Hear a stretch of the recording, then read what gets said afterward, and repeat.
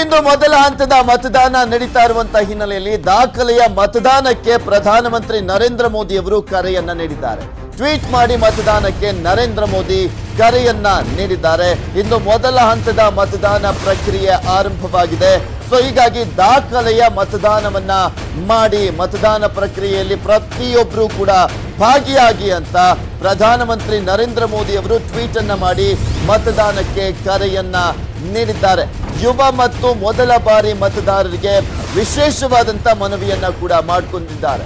ಹೆಚ್ಚಿನ ಸಂಖ್ಯೆಯಲ್ಲಿ ಮತದಾನ ಮಾಡುವಂತೆ ಟ್ವೀಟ್ ಅನ್ನ ಕೂಡ ಮಾಡಿದ್ದಾರೆ. ಪ್ರಧಾನಮಂತ್ರಿ ತಮ್ಮ ಹಕ್ಕು ಚಲಾಯಿಸುವಂತೆ ಕರೆಯನ್ನ ನೀಡಿದ್ದಾರೆ. ಪ್ರಧಾನಮಂತ್ರಿಗಳಾಗಿರುವಂತಹ ನರೇಂದ್ರ ಮೋದಿ ಅವರು ನೀವು ಕೂಡ ನೋಡ್ತಾ ಇದ್ದೀರಾ ಯಾವ ರೀತಿಯಾಗಿ ಟ್ವೀಟ್ ಮಾಡಿದ್ದಾರೆ ಪ್ರಧಾನಮಂತ್ರಿ ನರೇಂದ್ರ ಮೋದಿ ಅವರು ಅನ್ನೋದನ್ನ.